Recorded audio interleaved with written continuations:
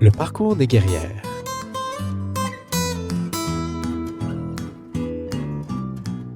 Salut les guerrières, salut les guerriers. Bienvenue à cet épisode du balado du parcours des guerrières. Le parcours des guerrières est un balado enregistré en direct où l'on prend ensemble le temps pour rencontrer une personnalité féminine d'inspiration, d'exception. Aujourd'hui, ma guerrière est professeure d'éducation physique au Collégial de Sainte-Anne, ainsi que chargée de cours à l'Université Bishop's de Sherbrooke. Selon ses dires, elle trouve sa balance dans la vie à travers les sciences, le sport et les arts. C'est avec un enthousiasme sans retenue que je vous présente mon amie, Ariane Crépeau-Rousseau. Bonjour Ariane. Bonjour Benjamin. Ça va bien? Ça va très bien, toi? Ça va bien, merci. Merci d'avoir accepté mon invitation ce soir. La semaine dernière, non, il y a 2 semaines, pardon, je rencontrais ma maman. Ça a été une émission un peu spéciale pour moi. Et là, je rencontre une très, très bonne amie. Et donc, c'est une deuxième fois un épisode spécial pour moi. En fait, je me fais vraiment plaisir depuis 2 semaines au début de cette saison 3 là. Merci d'accepter l'invitation.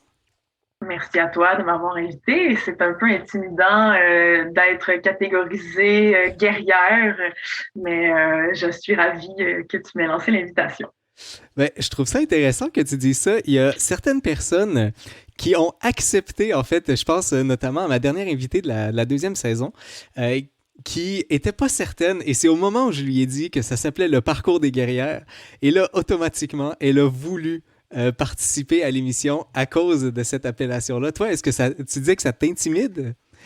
Moi, je dirais pas que le mot m'est interpellée particulièrement. Ce qui m'intimide, c'est surtout le fait que, tu sais, j'ai écouté quand même quelques épisodes, puis, c'est ça, c'est des femmes d'inspiration et d'exception, pour reprendre ta formulation. Donc, je sais pas, il y a quelque chose c'est quand même un honneur, mais aussi, tu sais, c'est ça. Est-ce que moi je l'aime mon parcours là, je suis contente d'être dedans, mais est-ce qu'il peut être qualifié vraiment comme un parcours inspirant? Je sais pas. Voilà. Ben, en tout cas, c'est ce qu'on va découvrir ensemble aujourd'hui. Donc, ce que je te propose, Ariane, ce soir, c'est qu'on, un peu comme j'ai mentionné en introduction, qu'on discute de ton côté un peu sciences et sciences du sport et sciences de l'éducation. Bref, sciences et sport qui font partie là, de tes 2 balances que tu mentionnais. Ensuite, on va parler de ton implication au camp de la salle, qui est quand même importante. Et puis, on va finir ça là, relativement gentiment sur peut-être ce que tu fais de tes temps libres actuellement. Ça te va bien? Ça me va parfait. On va commencer avec tout ce qui touche le sport dans ta vie.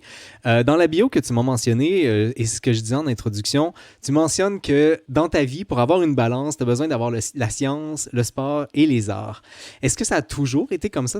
Le sport a toujours été partie prenante dans ta vie? Au moment où j'étais plus jeune, tu sais, puis que je prenais pas nécessairement les décisions en tant que telles, j'ai commencé à faire du karaté. Mes parents m'ont inscrit là, dans le fond, à apprendre les arts martiaux. J'ai adhéré à ça. Pour vrai, j'en garde de merveilleux souvenirs. Donc C'était ça a lequel, été art un peu. martial? C'était vraiment du karaté. OK. Ouais. Ouais. Et j'en ai fait après ça, tu sais, c'est devenu un peu plus familial. Mon frère en a fait avec moi. Là, j'ai embarqué quelques amis. Ma mère a jamais voulu, elle était spectatrice, mais mon père en a fait aussi. OK. Donc, ça, c'est un peu, mettons, mes premières expériences sportives. Par la suite, j'ai plutôt basculé vers le badminton. Puis, ça a vraiment marqué mon secondaire. J'ai continué par la suite au cégep. Ça a été, tu sais, mettons, le sport un peu plus structuré avec vraiment pour faire partie d'une équipe. Au karaté aussi, je faisais des combats, des En compétitions dans le fond compétition? de kata. De combat puis Wow. de kata.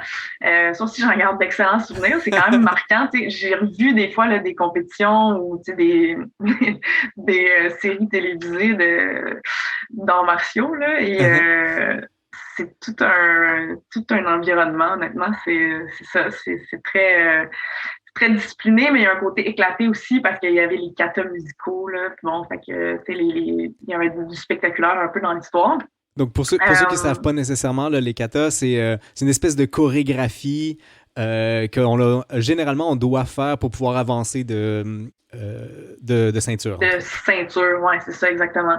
Donc, puis justement, la complexité là, devient de plus en plus grande avec des coups de pied, des frappes un peu plus techniques de plus en Uh-huh. plus. Puis, même chose un peu pour les combats, dans le sens où ça prend c'est ça, une ampleur. C'est jamais, tu sais, c'est très encadré, là, donc normalement, il n'y a pas de blessure ou quoi que ce soit, mais ça commence à être de plus en plus stressant, on va dire, parce que ben, on devient quand même plus rapide, plus fort avec Tout à l'âge, fait. tout ça. Donc, ouais, c'est ça. J'ai bien aimé tout ça. Et le badminton aussi. Puis là, encore là, je faisais de la compétition jusqu'au au niveau collégial. Puis, justement, je dirais qu'au niveau collégial, j'ai vraiment aimé particulièrement avoir du temps dans mon 2 ans et demi de cégep, parce que j'ai fait le choix justement de le faire en 2 ans et demi, pour m'impliquer puis m'engager dans une pratique sportive un peu plus sérieuse. Puis d'où l'espèce de volley sport là, qui prenait comme une ampleur. Uh-huh. Puis j'ai justement voulu, tu sais, j'ai pris la décision d'allonger mon parcours pour pouvoir avoir ce temps-là à investir, qui était quand même les soirs et les fins de semaine. Pour ça, mais aussi pour le côté art. Donc, j'ai D'accord. découvert la poterie à ce moment-là. Puis, ça aussi, j'ai décidé de faire mon cégep en plus longtemps. On dirait que ça se fait plus vraiment là, maintenant, mais je regrette rien. C'était vraiment comme une super belle décision. Puis, j'allais à l'atelier de poterie plusieurs matins, semaines à gérer, dans le fond, ma production puis tout ça. Nice. J'ai vraiment adoré ça. C'est ça que j'allais demander, en fait. Je sais qu'il y a beaucoup de personnes qui veulent aller très rapidement dans leur cursus académique, notamment entrer tout de suite au baccalauréat, aller directement à la maîtrise, directement au doctorat. Euh, je pense que je suis un peu de ton avis là-dessus. J'ai pris vraiment mon temps pour faire les choses. T'as jamais regretté d'avoir étendu un tout petit peu Non, du tout, mais je pense que la décision, elle m'a pas semblé difficile à prendre au moment Mhm. où je l'ai prise. Ça m'a paru vraiment naturel. Je pense qu'en ce moment, les jeunes ne vivent pas nécessairement le processus du cégep de la même manière parce que OK. il y a tout le poids justement là, des notes puis de la carrière dans le fond. Mais tu sais, Mhm. en remontant, moi, au moment où j'avais 17, 18 ans, j'avais des ambitions aussi là, d'aller à l'université et tout ça. J'étais en sciences de la santé. Je m'investissais dans mes cours, j'allais à tous mes cours. Puis peut-être que c'est pour ça aussi que j'ai décidé de le faire en plus longtemps. C'est pour pas négliger non plus les apprentissages que je faisais Mhm. dans le parcours, on va dire, c'est plus académique. Fait que je voulais qu'il y ait du stock autour. Je voulais que mon parcours il soit rempli. Je voulais pas que ce soit au détriment d'une des facettes. Moi, ça a été la meilleure solution de le rallonger en 2 ans et demi. Puis, j'ai pu en profiter après ça aussi pour ben, partir à l'étranger pendant Uh-huh. la session off, qui était D'accord. un très bel apprentissage aussi. Uh-huh. C'est très intéressant comme réflexion parce que, encore une fois, il y en a d'autres qui seraient rentrés directement à l'université, mais non, on préfère attendre. On reviendra là-dessus tout à l'heure. On va revenir sur l'idée des voyages, donc je nous devance pas trop. OK. Donc là, tu rentres par la suite kinésiologie. Ça semble être un passage naturel finalement. Oui, ben, quand j'étais au secondaire, j'ai découvert la physiothérapie par la mère de ma meilleure amie qui est physiothérapeute. Puis, ça me parlait beaucoup. Sauf que, à un moment donné, dans le processus, je me suis rendu compte que c'était peut-être, il faut faire attention des fois aussi comment on l'explique, là, mais c'était peut-être un petit peu plus fermé que la kinésiologie qui m'apparaissait comme étant vraiment Appelons ça holistique. super large. Ouais, ouais, c'est ça. Puis surtout, où il y avait peut-être plus aussi de place au sport, justement, parce que la kinésiologie, c'est la science de l'activité physique. La physiothérapie, la clientèle est très variée. Donc, c'est pas dit là, que la clientèle va exclusivement être sportive. Tu sais. Mhm. Tout à fait. Donc, moi, dans le fond, par la bande, j'ai découvert la kinésiologie. Puis, peut-être avec l'idée comme beaucoup de gens qui entrent en kinésiologie avec l'idée de peut-être changer de programme, ouais, c'est ça. Mais finalement, ça m'est vraiment sorti de la tête assez rapidement. J'ai vraiment aimé l'ambiance en kinésiologie. J'ai aimé le fait d'être vraiment dans un complexe universitaire sportif là, avec toutes sortes d'installations. Puis encore une fois, il y avait l'aspect sport, il y avait l'aspect social aussi qui entrait en jeu. On l'a pas nommé dans mon équilibre, dans ma balance, mais c'est clairement là aussi Il l'aspect existe aussi. social. Absolument, absolument. Puis, pour remonter un peu plus loin aussi en arrière, avant d'avoir la physiothérapie en tête, et donc après ça, la kinésiologie, j'avais l'enseignement. Parce que quand j'étais plus jeune, on a 5 ans d'écart avec mon frère, là, il est 5 ans plus jeune. Je l'ai accaparé là, comme étant mon étudiant, mon élève à qui j'allais tout apprendre la vie. Il y avait la fibre de l'enseignante. Ah ouais, il y avait clairement déjà une vocation. Puis je pense que j'ai aimé ça, c'était le voir évoluer, puis tout ça. Puis plus tard, donc, ça m'a rattrapé le désir d'être enseignant. D'accord. On reviendra là-dessus également, mais je t'écoutais parler de vouloir bien avoir de la chair à l'intérieur des cours que tu prends, et ça me fait un peu écho au fait justement que enseigner, c'est clairement une vocation pour toi.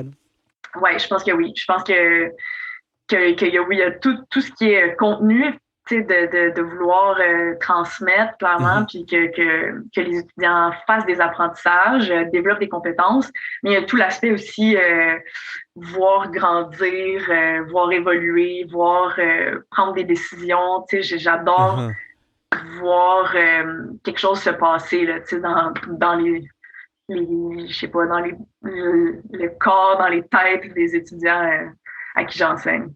J'imagine que le cégep est particulièrement intéressant en termes d'âge là, pour ce genre de réflexion-là, dans le sens où c'est quand même un moment charnière là, dans la vie. On sort de l'école secondaire et là, on doit vraiment se poser la question, finalement, vers où je veux aller dans la vie.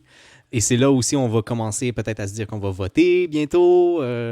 On rentre dans les décisions adultes, finalement, là. Absolument, absolument. Mais justement, moi, c'est mon âge préféré, là, 17 à 19 ans. Tout ce passage-là se fait ultra rapidement. 2 ans, c'est quand même vraiment vite passé. Donc, c'est une transition absolument importante qui est marquante, clairement.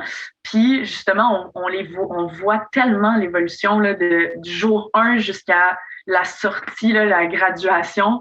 C'est c'est vraiment marquant. Puis, les étudiants, tout au long de ce processus-là, on les voit prendre des décisions, oui, d'une grande importance, notamment politique, mais aussi juste des petites décisions du quotidien sur comment ils vont adopter justement des habitudes de vie ou comment ils vont ne pas en adopter pour commencer. Ça va dans les deux directions. Exactement. Mais ne serait-ce que juste gérer un horaire qui a des pauses, donc c'était pas le cas au secondaire, tout était cadré, tu rentres à 1 heure, tu sors à une autre heure, puis c'est comme prévu comme ça dans la journée. Souvent, l'éducation physique est obligatoire, puis elle prend plus de place au secondaire. Il y a quand même plus de plages horaires qui sont dédiées à l'éducation physique. Il y a des programmes parascolaires, puis tout ça, puis là, ils arrivent dans un monde où tout n'est pas complètement déjà calés dans l'horaire. Ils ont des choix à faire. Ils ont des moments où il faut que soit ils décident d'aller s'écraser dans un divan, ou soit ils vont décider d'aller jouer une game de, je sais pas, d'Ultimate Frisbee, profiter des environs. Mais ça peut être ça peut être aussi juste faire une petite course, utiliser le gym. Donc, il y a vraiment comme plein de décisions là, qui s'opèrent. Puis, je dis pas que s'écraser dans le divan, c'est pas correct non plus. C'est juste que ces décisions-là qui, finalement, apparaissent comme des décisions complètement anodines, se passent de jour en jour, puis forgent finalement le mode de vie qu'ils vont avoir. Puis c'est complètement normal aussi qu'ils soient complètement déstabilisés, puis que tout ne soit pas parfait. Ça, c'est un gros enjeu aussi là, de vouloir avoir le plus beau mode de vie avec les meilleurs résultats scolaires, tout en faisant ça, d'en faire le plus possible. Mais on a besoin d'une balance. on a besoin d'une balance. Puis c'est un enjeu de société aussi, là, Mhm. l'espèce d'anxiété que les étudiants vivent parce que dans le fond, on les amène un peu à pas trop avoir le droit à l'erreur, le droit de se tromper. Il faudrait Mhm. qu'ils sachent déjà leur carrière tout de suite. Fait que c'est ça, c'est beaucoup de facteurs stressants pour eux. Oui. Est-ce que tu as l'impression de contribuer, entre guillemets, à les aider? Est-ce que tu as ce sentiment-là? Je pensais que tu allais demander si j'avais l'impression de contribuer à leur sentiment d'anxiété ou en tout cas parce que la vérité c'est que j'essaie de me battre contre moi-même dans le sens où je fais partie d'un système d'éducation. Mhm. Mes cours d'éducation physique sont dans la formation générale, associés à des notes et donc Mhm. associés à la coteur. Donc, dans les faits, euh, Tu fais partie du système. oui, je fais partie du système et ils doivent avoir un certain succès dans mes cours parce que c'est ça, ultimement, s'ils veulent rentrer à l'université, ça leur prend une coteur. Donc, tout est là, toujours ça. Mhm. Mais le contenu de mes cours, puis la manière d'évaluer surtout, est jamais orienté sur la performance. Donc, D'accord. le but, c'est qu'ils retirent un certain bien-être à bouger d'une quelconque façon que ce soit. Il y a plein de disciplines, dans le fond, qui s'alternent, tout ça, mais qu'il y ait des apprentissages. Puis tout est là. Est-ce qu'ils sont capables d'évaluer soit leurs lacunes, des fois c'est vraiment purement technique, puis de trouver une stratégie d'amélioration. Puis on rejoint aussi l'aspect science, biomécanique, Mhm. ou des fois c'est simplement juste est-ce qu'ils sont capables d'avoir une pratique autonome, donc dépendamment aussi de quel cours d'éducation physique ils sont rendus à faire, ils développent des compétences. Et puis, c'est très orienté, puis c'est le fun parce que c'est souvent comme ça au cégep. Donc, j'ai l'impression, en tout cas, de moins contribuer à un sentiment d'ultra-performance. Mhm. Est-ce que tu as l'impression que les collègues aussi sont dans cette mouvance-là de faut faire attention à l'anxiété de performance, par exemple? En éducation physique, clairement, moi, mettons, mon cégep est un très petit cégep et tous les autres profs, on se connaît tous. C'est comme si on était l'équivalent d'un seul département, des fois, dans les gros cégeps. Mhm. Puis oui, le message, c'est puis il y a aussi des ressources là, qui existent au Cégep où j'enseigne au Collégial international à Sainte-Anne pour outiller les étudiants à gérer leur anxiété ou gérer les stresseurs et tout ça. Puis oui, il y a clairement une écoute, clairement je suis pas la seule, dans le fond, à reconnaître ça, puis on n'est pas le seul cégep dans lequel l'anxiété est présente. Là. Est un enjeu, oui. Ben, ça fait Ouais. quand même plaisir à entendre parce que je pense que ça va être un des gros enjeux dans les prochaines années pour les étudiants.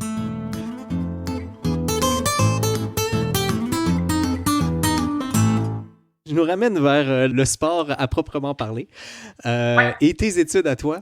Une fois le bac complété, tu rentres à la maîtrise. En fait, il y a un an où tu n'entres pas à la maîtrise, mais éventuellement, tu rentres à la maîtrise en biomécanique. Et j'étais curieux de savoir, c'est quoi ton rapport à la science, particulièrement à la science du sport?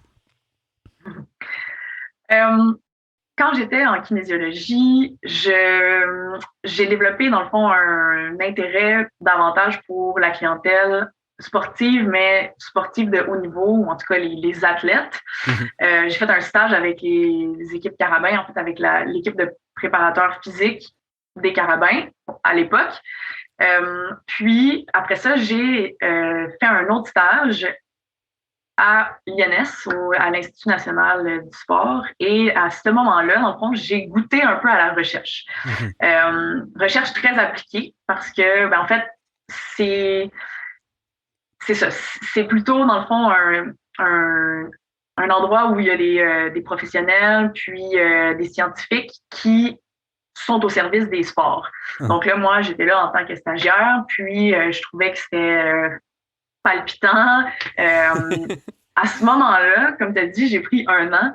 J'avais déjà j'avais déjà appliqué pour le programme Odyssée, qui m'amenait à aller travailler comme une prise de langue au Nouveau-Brunswick. Donc, j'avais déjà une année où je pouvais continuer ma réflexion, puis voir un peu où m'amenait justement mon chemin académique. Mhm. Donc, Là, j'ai découvert que ce que j'avais le plus aimé à l'INS, c'était le volet biomécanique. J'ai commencé à regarder un peu là, qu'est-ce qui existait en termes de biomécanique. Puis là, je suis tombée sur les travaux de recherche de Michael Begon. Et à partir de ce moment-là, j'ai entrepris les démarches pour faire une maîtrise. Je ne savais pas exactement ce qu'était la recherche à ce moment. D'accord.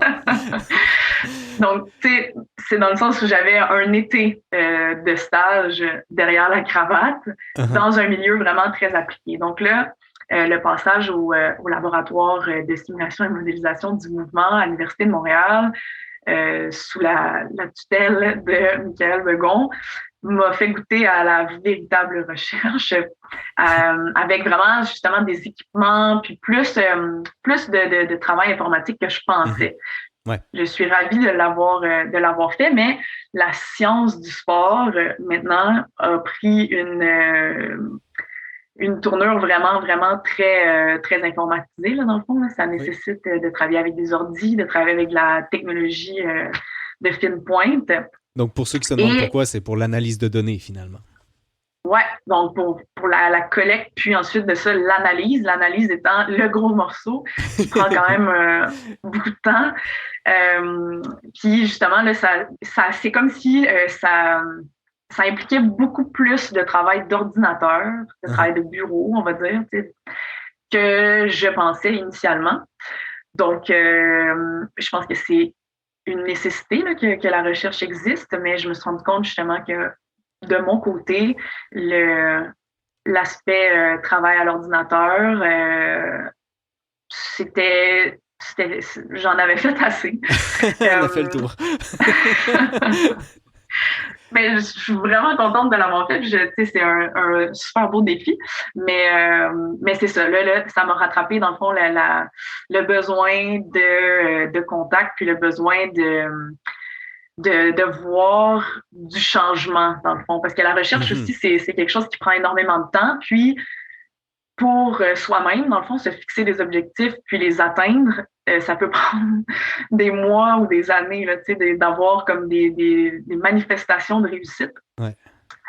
Ça, je trouvais ça quand même vraiment difficile, mais c'est ça, ça prend des gens qui sont capables de composer avec du long terme là, en Et recherche. Moi, apprécier les très ouais, petites victoires. et apprécié les très petites victoires, absolument. Moi, j'avais besoin, on dirait, là, c'est ça, de retourner un petit peu plus terrain, puis d'avoir du feedback finalement, d'avoir comme toujours de l'échange.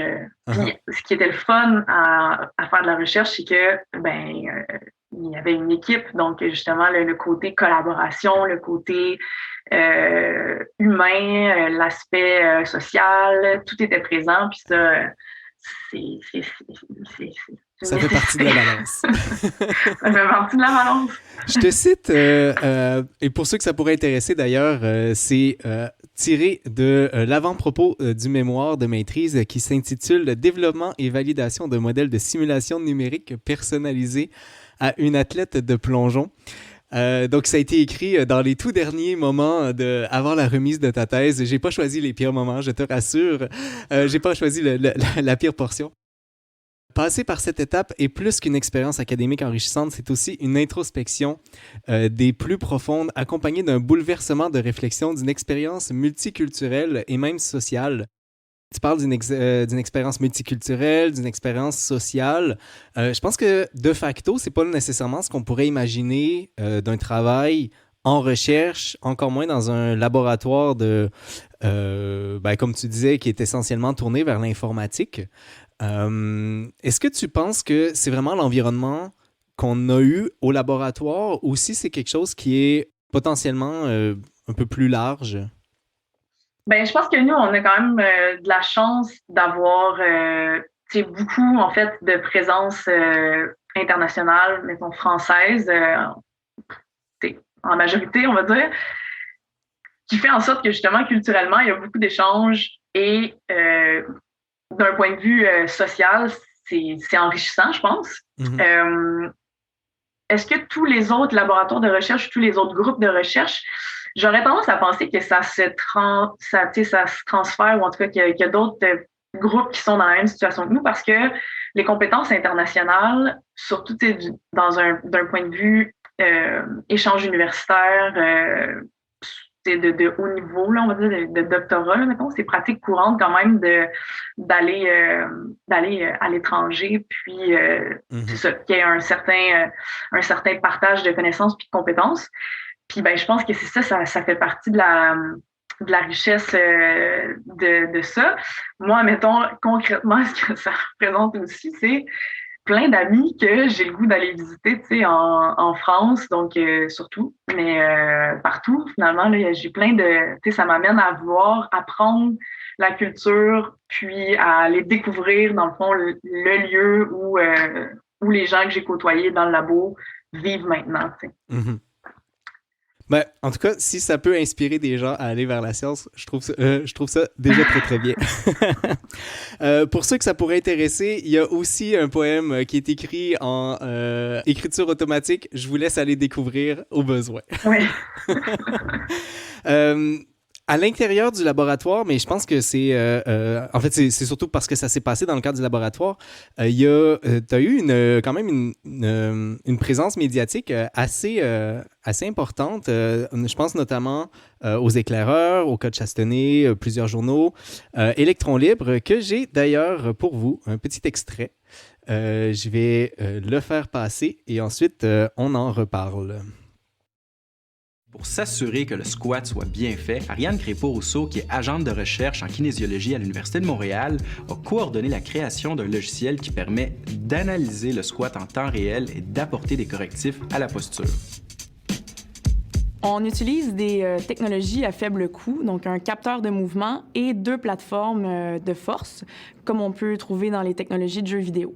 Le logiciel s'adresse autant à monsieur, madame, tout le monde là, qui voudrait perfectionner ou apprendre la technique de squat qu'à des professionnels de la santé, justement, qui pourraient l'utiliser soit en clinique ou dans les gyms.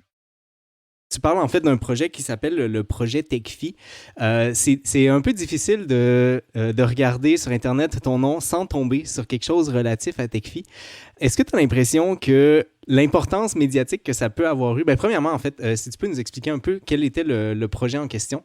Oui, alors le projet TechFi, c'est un projet de collaboration avec entre le laboratoire S2M et 2 programmes de techniques en réadaptation physique offerts dans les cégeps, le cégep Marie-Victorin puis le cégep Dawson. Donc, on a rassemblé plein de monde pour essayer de voir quelles technologies à faible coût existaient et lesquelles on pourrait aussi développer ou trafiquer, c'est peut-être pas le bon terme, mais réorienter, ouais, c'est ça, dans une optique de réadaptation physique ou entraînement. Donc, vraiment pour mettre ça plutôt au cœur de la pratique de l'activité physique. Ça se voulait, c'est ça, au départ, ça se voulait un programme qui allait quand même rester assez à l'interne avec les programmes vraiment de TRP puis de kinésiologie qui allaient en bénéficier dans les cours pour pouvoir utiliser ces outils-là, expérimenter puis un peu plus se former dans le fond à observer, à analyser, à avoir un esprit critique par rapport à une gestuelle, pour reprendre par exemple l'exemple des squats.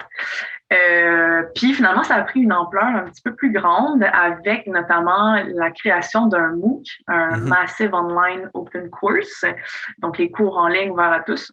Qui est encore disponible d'ailleurs. Oui, qui est encore disponible. Et puis, donc là, on est rentré dans un tout autre parcours. Là. C'était vraiment plutôt de la valorisation, de la diffusion de ce qu'on avait développé. Puis l'idée, on est comme un peu devenu j'exagère un peu, là, mais une boîte de production, dans le sens où mon travail au laboratoire a complètement changé. J'étais devenue plutôt scénariste. Il fallait que je scénarise les capsules, que j'écrive justement des textes qui allaient par la suite être narrés ou qui allaient devenir un genre de dialogue. Tout ce qui était prise d'image, j'ai aussi décidé quelles étaient les meilleures vues, est-ce qu'on allait prendre plusieurs reprises, qui allait être impliqué. Donc là, ça devenait... Puis on a même créé, mettons, des jingles puis des trucs un petit peu plus... c'était devenu un petit peu plus funky. C'était vraiment, vraiment le fun. Mais c'était pas supposé d'être aussi gros au début. Puis là, finalement, c'est ça, il y a des gens de différents programmes, il y a plusieurs personnes aussi, justement, à l'international qui ont exploité les technologies qui ont été développées, en fait, les logiciels ou les applications. Puis, parce que l'idée, c'était ça aussi, là, c'était que ce soit diffusé, tu sais, puis utilisable par quiconque avait envie de s'en servir. Puis là, ben, les médias ont repris un petit peu, justement, par UDM Nouvelle, je pense, qui a propulsé dans un premier temps là, à l'intérieur de l'Université de Montréal, puis ben, justement les éclaireurs, puis Michael est allé aussi à des émissions, je pourrais plus les nommer là en ce moment, mais ça s'est sorti un petit peu plus, ça a rayonné. Quand on te regarde, puis je sais pas si l'extrait était assez parlant, surtout que vous avez peut-être un peu mal entendu, mais lorsqu'on te regarde, on a l'impression que c'est naturel pour toi d'être devant la caméra et tout. Est-ce que c'est juste que tu es une bonne actrice ou c'est effectivement naturel? Non, là, je pense que c'est devenu de plus en plus naturel par la force des choses, à force de faire justement ces vidéos-là dans le cadre du MOOC. Mais je tripais pas avant, là. Faudrait que mes parents confirment, mais jusqu'à, je pense que c'était l'âge de... Je sais pas si c'est jusqu'à l'âge de 10 ans, mais j'existais pas dans les vidéos. On pouvait m'entendre, mais on pouvait pas me voir. Donc, j'étais cachée derrière un divan, j'étais cachée derrière n'importe quoi. On savait que j'étais là. Puis des fois, mettons, je passais vraiment en flèche, mais c'était pas... j'ai détesté ça longtemps. Puis là, ben finalement, c'est ça. C'est pas si pire que ça. T'as fini par accepter. Ouais. Est-ce que tu as l'impression que le entre guillemets, détournement du projet vers quelque chose de plus enseignant, c'est ta touche personnelle de ce projet-là? Ben, c'est sûr que moi, ça me parlait déjà à la base, le projet de TechFi qui soit une collaboration avec des cégeps. Donc, ça me parlait d'emblée, mais c'est clairement pas moi qui décidais où j'allais. Pas clairement moi, c'est comme si encore une fois j'avais pas mon mot à dire, mais c'est clairement l'idée de Michael, de m'impliquer là-dedans parce que c'est un directeur qui prend le temps de bien connaître les étudiants qu'il chapeaute pour les mener vers le meilleur parcours pour eux. T'sais. Fait que moi, j'ai eu la chance d'avoir ça qui s'offrait à moi tout à la fin de ma maîtrise, de pouvoir continuer d'évoluer dans le laboratoire vers quelque chose qui n'était pas fondamentalement de la recherche avec justement quelque chose qui me parlait un petit peu moins, puis d'être propulsé vers un aspect plus pédagogique. Donc moi, c'est ça, il y a un mélange de peut-être moi qui avait au moins manifesté mes intérêts et désintérêts, mais clairement l'écoute de Michael il est pour quelque chose. Ouais. La dernière chose que je voulais parler peut-être au niveau du sport, et peut-être qu'il n'y aura rien à dire là-dessus. Si c'est le cas, eh bien, tu peux simplement me le dire. Mais j'ai vu que tu étais ambassadrice pour Filles Action de 2017 à 2020. Quel avait été ton rôle là-dessus? Oui, pour Filles Actives, qui est un super bel organisme qui essaie dans le fond, de faire en sorte qu'il y ait moins de décrochage sportif pour les 12 à 17 ans chez les filles, parce qu'elles décrochent plus que les gars. J'ai pas eu un gros rôle parce que, dans le fond, c'est une implication ponctuelle, finalement. Puis c'est d'aller faire des présences dans les écoles secondaires pour, justement, montrer c'est quoi une facette, finalement, d'une vie active. Tout simplement. Fait que, je suis allée, par exemple, faire des petits trainings, là, des petits entraînements pour que les filles bougent d'une façon complètement différente de l'habitude. Fait que vraiment plus un entraînement, mettons, structuré en circuit comme un kinésiologue peut le faire. Là. Puis, c'est ça, c'est juste de leur faire voir, de leur faire avoir du plaisir à bouger.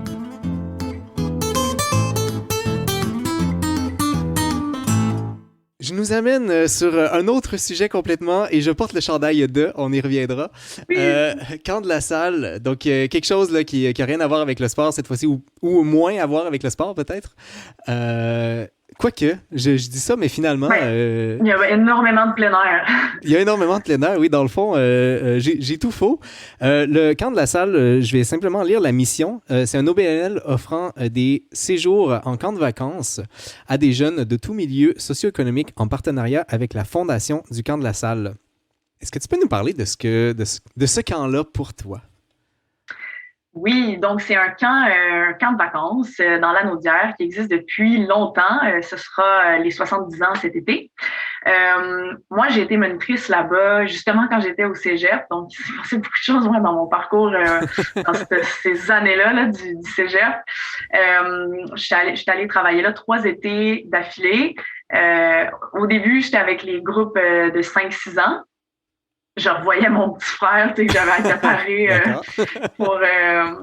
en tout cas, bref, j'aime vraiment ce groupe d'âge-là aussi. Je dirais que c'est mon deuxième préféré, là, après les 17-19 ans, mais c'est complètement... Deux mondes. Deux mondes différents, le monde scolaire aussi, puis le monde des camps de vacances. C'est un super camp où les jeunes vont faire toutes sortes d'activités. Donc, c'est l'inverse d'un camp spécialisé, même s'il y a certains séjours, dans le fond, qui vont avoir peut-être un petit peu plus une thématique. Mais l'idée, c'est de faire autant des activités sportives de plein air, par exemple, de la voile, du kayak, de l'escalade, de l'hébertisme, des jeux de terrain un peu aussi, là, des jeux collectifs, des activités plus...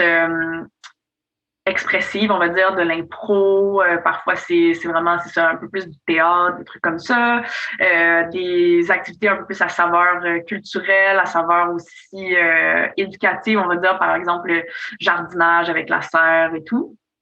Et moi, j'ai travaillé là pendant 3 étés, mais par la suite, une fois que j'ai quitté, je suis devenue bénévole. Puis, comme tu l'as dit au début, là, je fais partie du conseil d'administration. Parce qu'il est arrivé quelque chose de grave au camp de la salle, il a failli fermer parce que dans le fond, ça a été fondé par des frères des écoles chrétiennes, puis devenant de moins en moins nombreux, ils devaient dans le fond recentrer un peu leurs activités, puis le camp de la salle a vraiment, l'annonce de fermeture avait été faite, puis comme beaucoup d'anciens moniteurs, d'anciens campeurs, de parents, on trouvait ça inconcevable que ce lieu-là, qui est comme, oui, un lieu magnifique avec des grands pins, un lac, ferme, mais c'est surtout que l'expérience prenne fin. C'était comme impossible. Donc là, il y a eu un mouvement, vraiment une mobilisation qui s'est créée, puis on a réussi à... Bon, au fil des ans, là, il s'en est passé des affaires, mais on a réussi justement à créer un nouveau comité qui est devenu un CA, qui est devenu finalement l'organisme gestionnaire du camp de la salle tel qu'on le connaît en ce moment, qui est encore un camp de vacances.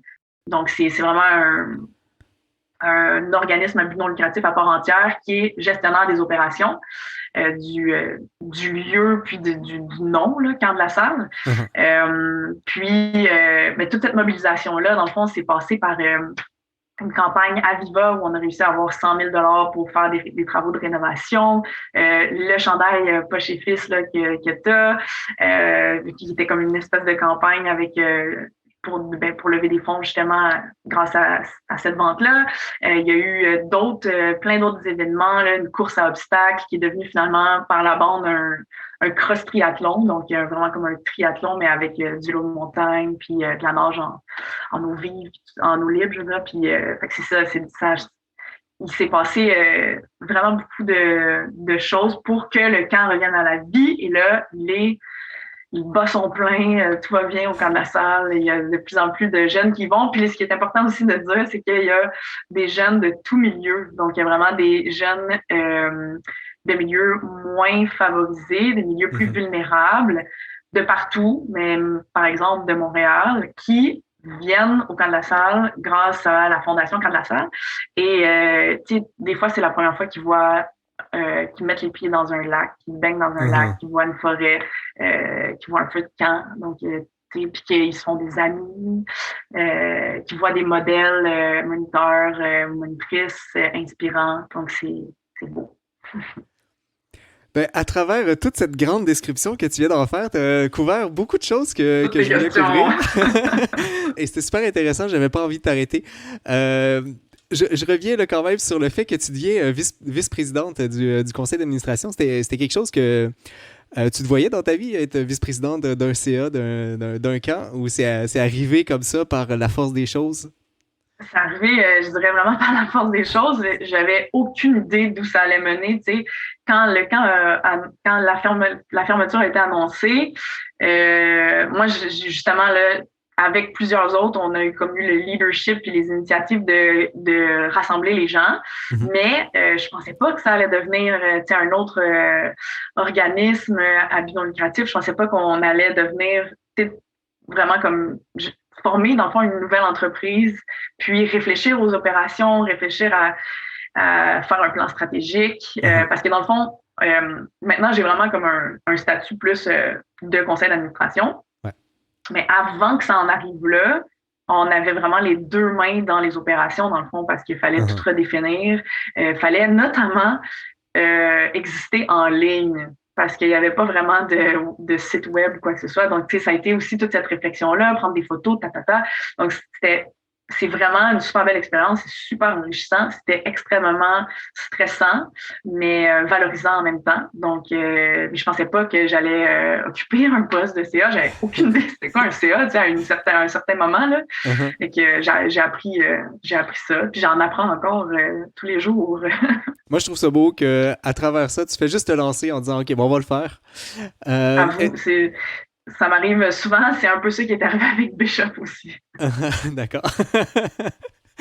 Est-ce que à travers ça, tu t'es découvert une fibre entrepreneuriale? Ben oui, j'avais vraiment du plaisir, en fait, à réfléchir à tout ça. Tu sais, c'est ça, tu sais, de revoir les objectifs, d'établir un budget, de voir quel partenaire pourrait nous aider. Tout était comme, dans le fond, c'est aussi un peu, tu sais, oui, c'est se lancer dans le vide, mais il y avait comme vraiment ce sentiment d'urgence-là, où si on faisait rien, ça allait mourir. Donc, autant essayer, tu sais, on pouvait se tromper, puis au pire, ça marche pas, mais si on fait rien, puis qu'on se trompe pas, c'est mort déjà. Tu sais, fait qu'il fallait comme, dans le fond, ben c'est ça, fait qu'il fallait faire renaître. Finalement, c'était comme, on pouvait prendre pour acquis que c'était mort et donc essayer de faire renaître quelque chose. Puis, je trouve que c'était un beau, entre guillemets, terrain de jeu pour laisser place à l'erreur, l'essai-erreur finalement, parce que justement, les enjeux étaient grands, mais en même temps, échouer, c'était déjà le même résultat finalement.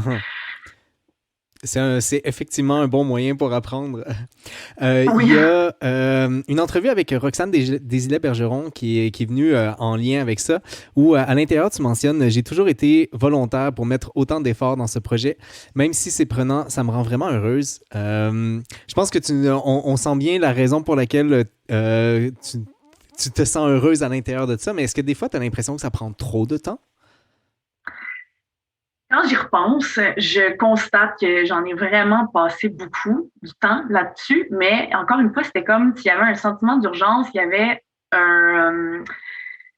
quelque chose de collectif aussi qui amenait une certaine énergie, là. Dans le fond, je travaillais d'arrache-pied avec plein d'autres personnes qui étaient extrêmement investies. Puis on dirait que moi, je crois beaucoup au travail d'équipe, mais au vrai travail d'équipe. Tu sais, que dans le fond, là, tout le monde y mettait de l'énergie, puis oui, là, chacun, justement, à la hauteur de ce qu'il était capable de donner comme temps, puis comme compétences, tout ça, mais tout ça faisait en sorte que ça a été beaucoup de temps investi, mais beaucoup de résultats aussi, tu sais, fait qu'on en parlait tantôt, là, de voir des victoires, tu sais, de s'accrocher, dans le fond, au fait que, ça fonctionne, puis là, ben, il y a quelque chose, tu sais, dans le fond, de vraiment encourageant là-dedans.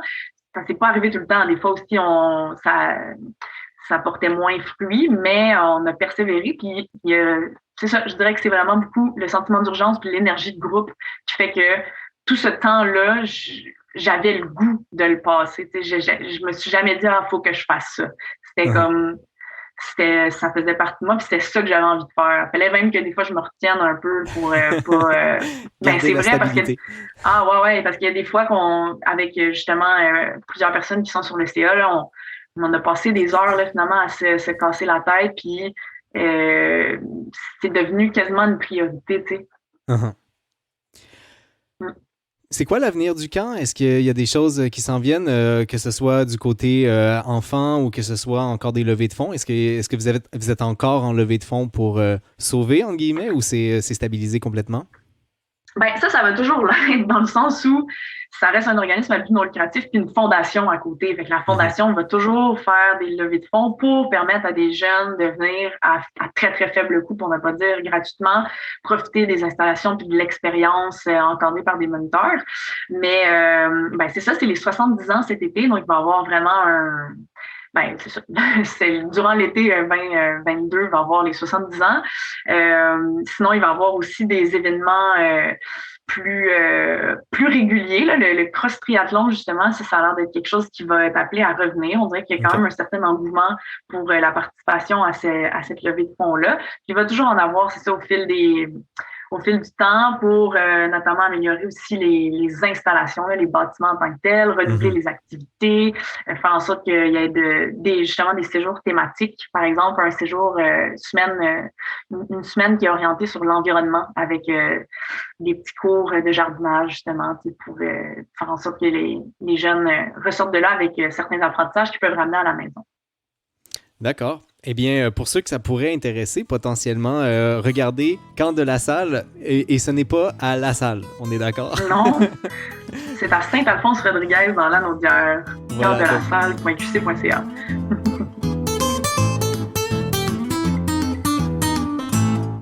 Si tu me permets, Ariane, puisqu'on a commencé en retard à cause d'un petit problème technique, je vais prendre les 5 ou 6 minutes qui restent pour peut-être aller sur des choses un peu plus... tes activités personnelles, appelons ça comme ça.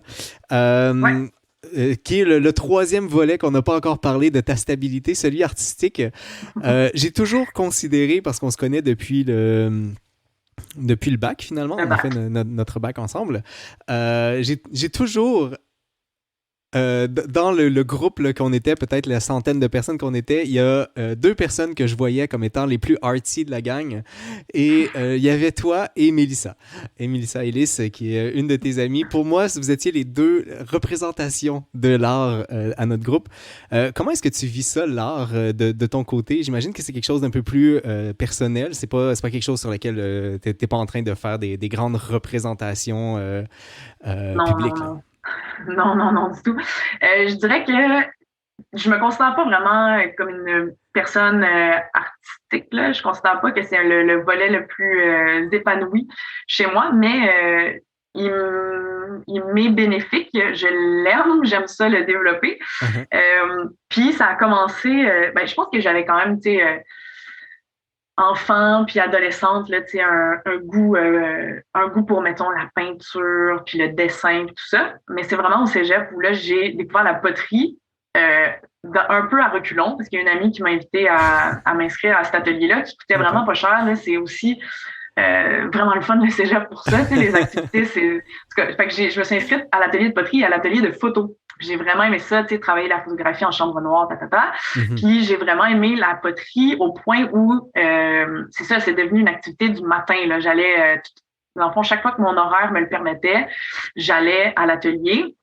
Je suis devenue apparitrice avec la potière, là, dans le fond, la céramiste qui était là-bas. Et je m'occupais, c'est ça, de faire cuire les pièces, puis de produire les glaçures, là, fait que de vraiment faire l'espèce de potion chimique. Fait que j'ai vraiment adoré cette immersion dans l'univers de la poterie. Au début, je riais, tu sais, mais après ça, finalement, mais tu sais, c'est ça. Fait que ça m'a beaucoup apporté. J'ai vraiment aimé les pièces. C'était vraiment la céramiste là-bas, elle nous orientait aussi beaucoup sur la sculpture. Fait que c'était pas obligé d'être, mettons, un bol. Okay. Des fois, c'était pas une pièce qui était fonctionnelle, on va dire. Puis là, par la suite, au bac en kin, j'ai pu toucher à la poterie, mais j'ai plutôt découvert le côté expressif de la danse. Fait que là, danse urbaine, puis plus tard un peu la danse contemporaine. que je pratique encore. C'est vraiment de façon hebdomadaire, on va dire, là, par coup de session, là, et puis que j'aime vraiment particulièrement parce que je trouve que justement, il y a un aspect un peu plus libre et expressif, que j'aime aussi apprendre les chorégraphies, puis voir qu'il y a une amélioration dans l'aspect technique, qu'il y a tout le temps mon espèce de côté, tu sais, amélioration technique, mais sans non plus que ça... Ouais, enseignante, tu sais, qui aime, c'est ça, voir de l'amélioration, mais s'il y en a pas, il y en a pas, puis j'aime ça aussi, tu sais, puis que ça soit juste comme de l'expression, puis de l'improvisation, tu sais, puis j'ai jamais fait d'impro, là, en termes plus... en tout cas, de l'impro, là, où on doit s'exprimer verbalement. On m'a souvent invité à faire ça. Ça, c'est quelque chose que, en tout cas, pour l'instant, c'est vraiment trop une grosse sortie de zone de confort. Mais l'expression avec le corps, ça me parle vraiment. Puis, j'ai refait de la poterie aussi à plusieurs moments dans ma vie. Puis, je le conseille fortement. J'aime, pour de vrai, c'est vraiment une belle activité qui part de nulle part, tu sais, qui part de rien, tu pars avec de la terre, puis finalement, ça devient une pièce qui est peut-être le bol de céréales, tu sais, finalement, que tu vas utiliser au quotidien. C'est quand même vraiment le fun, là. Puis, encore une fois, tu sais, il y a tout ce côté aussi de prise de décision, là. Finalement, on peut soit faire un bol, soit en tout cas, on peut vraiment le manier. C'est nous qui le créons dès le début. Fait que ça, j'aime vraiment ça. Puis je pense que ça fait le tour pas mal de mon parcours artistique, si ce n'est que j'ai pris justement un cours complémentaire quand j'étais au cégep de peinture et dessin. J'ai adoré, puis si bien que la prof, qui était comme vraiment une artiste et qui enseignait l'art, me conseillait de changer de domaine. D'accord. Peut-être que j'aurais raconté un parcours complètement différent, mais différent. Ça. Je suis restée en sciences de la santé, finalement. Ben, je dirais heureusement pour nous, heureusement pour tes étudiants, mais peut-être effectivement qu'on se serait rencontrés et qu'on aurait eu une toute autre discussion ce soir. Ben, écoute, je vais profiter de ce moment pour te remercier d'avoir accepté l'invitation, d'avoir discuté avec moi de ton parcours. Et je suis certain que je sais pas si tu as remarqué, lorsque tu étais en train de parler du camp de la salle, j'avais l'impression de voir une guerrière. Peut-être. J'avoue que là, ce bout-là de vie, il était assez guerrier, là. Tout à fait. Ouais. Il y avait quelque chose à ce moment-là, t'as raison. On l'a bien ressenti, en tout cas. Pour terminer, je vais quand même te lire une dernière chose, mais ce n'est pas une chose que toi t'as dite, c'est une chose que moi j'ai écrite. J'ai terminé très très récemment. En fait, j'ai déposé il y a très très récemment mon doctorat, ma thèse de doctorat. Et je pouvais pas évidemment passer sous silence ta présence à l'intérieur des remerciements de ma thèse. Et je l'ai pas diffusé à personne encore, mais je vais quand même lire la partie, si tu me permets, qui te concerne, Ariane. Donc, finalement, et certainement pas la moindre, Ariane Crépeau-Rousseau, qui a été pour moi un phare au laboratoire à travers plusieurs brouillards. S'il y a une personne responsable de ma persévérance académique et grâce à qui je me rendais chaque jour au travail avec plaisir, c'est toi. Je n'aurai jamais les mots pour décrire la reconnaissance et le respect que j'ai pour ta personne. Voilà, merci. Wow, merci. Merci à toi. C'est touchant, mais je m'en rends pas compte, on dirait, mais je suis vraiment contente d'avoir eu ce petit soupçon de lumière-là. Puis, ben, tu le sais, là, on se l'a déjà dit, moi, ça fait quand même un petit bout que j'ai fini ma maîtrise puis que je ne ferai jamais de doctorat. Merci à toi d'avoir été là dans mon parcours. Je pense qu'on a quand même, c'est ça, des bouts de parcours où on a été importants l'un pour l'autre. C'est le fun à dire. Voilà, et je voulais, en fait, je trouvais que c'était un bon moment de t'inviter. Ça faisait longtemps que je voulais t'inviter à l'émission et la fin de ma thèse, ça m'apparaissait un moment symbolique pour moi. Voilà. Oui, félicitations. Merci beaucoup. Et voilà, donc merci aussi à tous les gens d'avoir été présents. On a été une belle gang ce soir durant cet enregistrement. Merci Ariane, je te souhaite une excellente fin de soirée. Merci beaucoup.